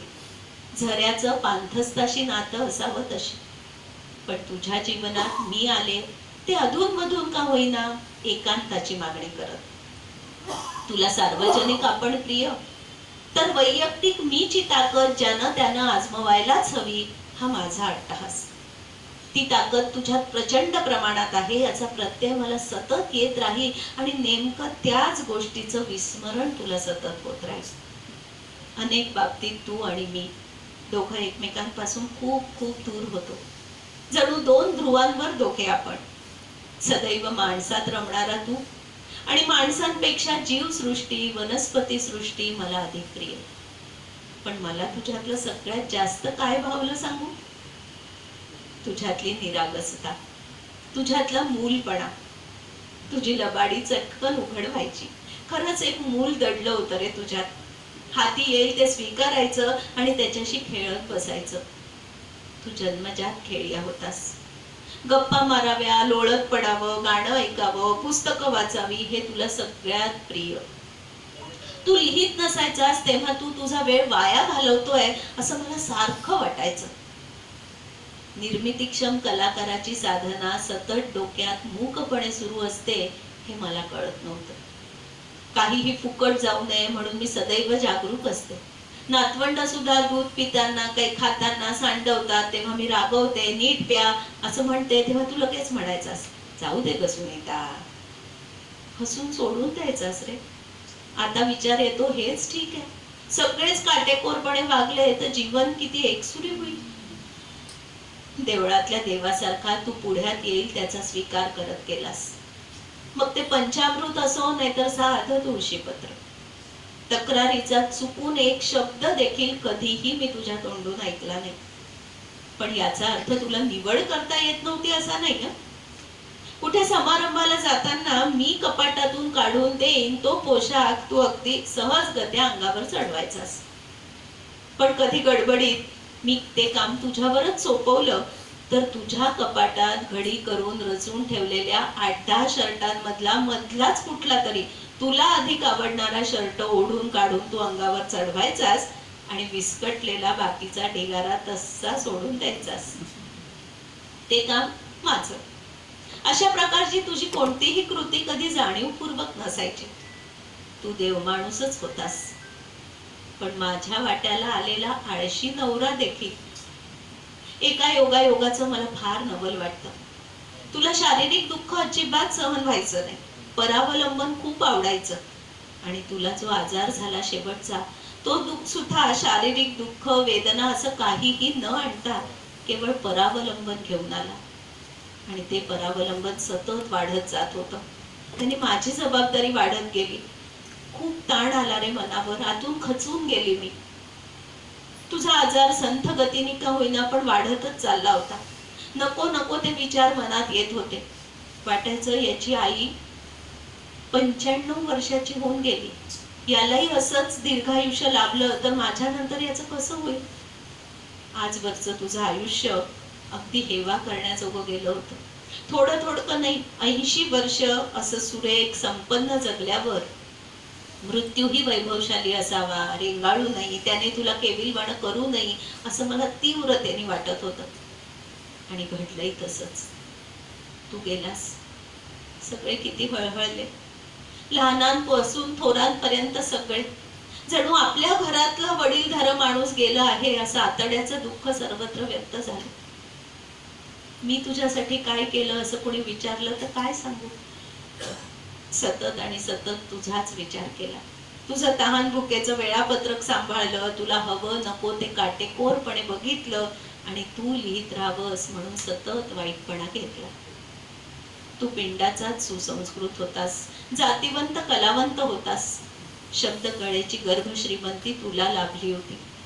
कंठात आणि बोटात सूर घेऊनच तू जन्माला आलास. आंतरबाह्य आनंद सोबतीला आणलास. तू गेलास. पण तो आनंद अजून बराच काळ पुस्तकांच्या रूपात मागे राहणार आहे. तू गेलास. पण मायबोलीचा एक कंठमणी झालेला तुझा शब्द मराठी भाषा जिवंत असेपर्यंत स्वतःच्या तेजानं चमकत राहील. मला खात्री आहे. नक्की खात्री आहे. तुझी सुनीता. आणि आता हा एक छोटासा संवाद आहे शेवटचा. त्याने आपण शेवट करूया. विनोदी संवाद आहे पु ल आणि सुनीताबाई यांच्यातला. हा संवाद मंगला गोडबोले यांनी लिहिलेला आहे पण त्याच्यात थोडा बदल करून थोडं माझं टाकून तुमच्या पुढे सादर करते. पु ल आणि सुनीताबाई स्वर्गवासी झाल्यानंतर त्यांच्या पुण्याच्या फ्लॅटमध्ये चोरीचा प्रयत्न झाला होता आणि ही चोरीची बातमी पेपरमध्ये छापून आली होती. ती बातमी वाचून लेखिका मंगला गोडबोले यांना सुचलेला हा संवाद. भाई काय वाचते मी आजच्या पेपरमध्ये. अगं कशाला वाचते सुनीता. तू जास्त वाचलं तर तुझे डोळे वाचणार नाही असं सांगितलंय ना तुला डॉक्टरांनी. मग शांत पडून राहा बरं माझ्यासारखी. अगं शांत पडून राहण्यातली मजा कधीतरी घे. तसं नव्हे भाई. आपल्याकडे शांत पडून राहायचा वेळ नाही. खाली चोरी झालीये. चोरी चोरी त्यात काय. माझ्या कल्पनांची चोरी होतच असते. अनेक लेखकांनी माझे अनेक लेख कथा स्वतःच्या नावावर छापून टाकले आहेत चोरी करून. आठवत नाही तुला. भाई तसं नाही. आपल्याकडे खरे खुरे चोर आले होते. तुझी अपॉइंटमेंट न घेता. आता संपलं. चोरांची काही खैर नाही. भाई आपली खैर नाहीये. आपलं घर चोरट्यांनी फोडलं. पहाटे 7 उघडं होतं म्हणे दार. सुनीता तुला आठवतं आपण दिल्लीला राहत असताना भूकंप झाला होता. भूकंप होणार आहे अशी शंका येताच मी हातातलं पेन तसंच टाकून दिलं आणि घाईघाईने बाहेर गेलो. तू मात्र त्या पेनचं टोपण लावलं, लिहिलेले कागद नीट आवरून कप्प्यात ठेवले, नळ गॅस बंद आहे ना हे बघितलं, दाराला कुलूप घालून ते दोनदा ओढून नीट बघितल्याची खात्री केली आणि मगच घराबाहेर पडली. तोपर्यंत भूकंपाचा धक्का शमलेला होता. आठवत आहे ना? न आठवायला काय झालं? पुढे ती गोष्ट खूप दिवस तुला मला चिडवण्यासाठी पुरली. ते सोड बरं, ही चोरी झालीच कशी रे? मी विसरले असेल का कुलूप घालायला? तुला आठवतं बाई, एकदा तुझ्या नाटकाला मी एक महत्वाची कॅसेट आणायला विसरली होती. सारखी स्वतःला दूषण देत होती, ही चूक माझ्याकडून झालीच कशी म्हणून. आणि तू मोठ्यांदा ओरडून हसून सगळ्यांना सांगत होतास, हे ऐका रे ऐका, आज आमची सुनीता काहीतरी विसरली आहे बरं, जिथे पेढे मिळतील तिथून घेऊन या, हा योग पुन्हा यायचा नाही. काय रे तुझं वागणं? अगं हो, पण तुझ्या शिस्तीप्रमाणे आपण बराच वेळ आधी थिएटर मध्ये पोहोचलो आणि कॅसेट मागवून घेतली. प्रयोगात काहीही अडचण आली नाही. आणि एक मात्र बरं झालं सुनीता, तुझ्या आधी मी इकडे वर आलो. का? नाहीतर माझ्या वेंधळेपणावर तू नेहमीप्रमाणे तोंडसूक घेतलं असतं. तू इकडे येताना एक एक कडी तीनदा तपासली असणार. तुझ्यावर कडी करायची कुणाची टाप आहे उभ्या आडव्या महाराष्ट्रात? ते सोड, सकाळपासून एक गाणं आठवतंय, तुला आठवतंय का सांग बरं? भाई, आपल्या राहत्या जागेचं सोडून आता तू गाण्यावर बोलणार आहेस का? कधीतरी माझं म्हणणं गांभीर्याने घेत जा. चोरीची बातमी वाचल्यापासून माझं चित्त थाऱ्यावर नाहीये. कायदा सुव्यवस्था अशी काही चीज आहे की नाही म्हणते मी. रात्री रस्त्यावर दिवे नव्हते, सोसायटीतला वॉचमन कुठे गेला होता? एवढी सभ्य माणसांची सोसायटी आपली, घर फोडेपर्यंत बिल्डिंग मधली माणसं काय झोपली होती? अगं सुनीता सुनीता, थांब जरा. रात्री 2 वाजता आपापल्या घरात झोपून राहणं हे सभ्यतेचं लक्षण नाही वाटत का तुला? मला एकूण काहीही लक्षणं ठीक दिसत नाही. तू काही म्हण, तू कुठे म्हणू देतेस कधी? तू म्हणू दिलंस तर करीन थोडा प्रयत्न. आजारात माझा हात थरथरायचा, मला पत्रांची उत्तरं लिहिता यायची नाही, म्हणून मी तुला पत्र डिक्टेट करायचो. तेवढी एकच गोष्ट मी तुला डिक्टेट करू शकलो. आपल्या संसाराची डिक्टेटर तूच होतीस. भाई, सगळ्या गोष्टी हसणावारी नेण्याच्या नसतात. आपल्या घरी बरंच काही होतं रे. तुझी पुस्तकं, पेंटिंग्स, स्मृतिचित्र, बालगंधर्व, रवींद्रनाथ टागोर यांची स्मृतिचिन्ह काय काय होतं. हे सगळं काही चोरीपायी जाऊ द्यायचंय का? मला तर वाटतं मी सरळ मुख्यमंत्र्यांना एक थेट पत्र लिहिते, खरमरीत लिह. नाहीतरी मी नुसतं देशपांडे आणि तू उपदेशपांडे असं मी नेहमीच म्हणतो. तेव्हा उपदेश करण्याचा योग आला आहे असं समज, उपयोग होईल असं समजू नको. आता आपल्या महाराष्ट्रात कशाचा काहीही उपयोग होत नाही. अरे महाराष्ट्र भूषण आहेस फुलं तू, आणि तू नावं ठेवतोयस महाराष्ट्राला. अरे महाराष्ट्राने जन्मशताब्दी वर्ष दणक्यात साजरं केलंय तुझं. थाटामाटाचं नको सांगू सुनीता मला. दणक्यात थाटामाटात या शब्दांचा आपल्याला नेहमी वावडं होतं. वर वर काही चांगलं दिसलं की आत काही खोट आहे का हे चाचपणारे आपण दोघं. ते सोडणं, मी काय म्हणतो, मस्त मैफिल जमवू इथे. आता काय ग्रेस आलाय, त्याच्या ताज्या कवितेला खळे साहेब चाल लावतील आणि भीमण्णा त्याचं सोनं करतील. हो, आणि त्या नादात तू पुढच्या अनेक रविवारच्या सकाळी गाण्या बजावण्यात घालवशील. चोरी, घरफोडी हे महत्वाचे मुद्दे विसरून. सुनीता, तुला खरं सांगू का, ब्रह्मदेवानी मला खाली पाठवलं ना, तेव्हा एकच भांडवल दिलं. मी फार भाग्यवान माणूस आहे तरी सुद्धा असं मला वाटतं. आणि ते भांडवल म्हणजे हसवण्याचा गुण. हसवण्याचा गुण देऊन ब्रह्मदेवाने माझी इहलोकी रवानगी केली. आज जर परमेश्वराने मला विचारलं, वत्सा पुरुषोत्तमा, जे भांडवल देऊन मी तुला पृथ्वीवर पाठवलं त्यातून तू लोकांना काय दिलंस मला कथन कर बरं. तर मी देवाला सांगेन, देवा, मी लोकांना काय दिलं याचा मी कधीही हिशोब ठेवला नाही, पण लोकांनी मला जे दिलं ते तुम्हा देवांना सुद्धा मिळवता येणं शक्य नाही.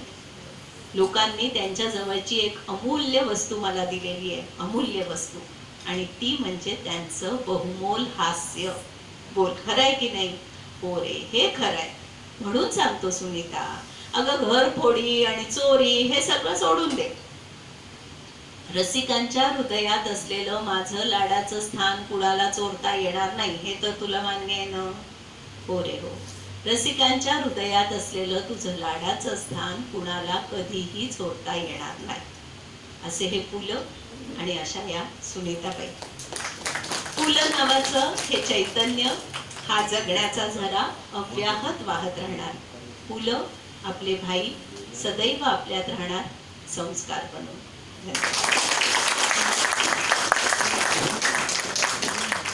तुम्ही शांतपणे ऐकून घेतलं.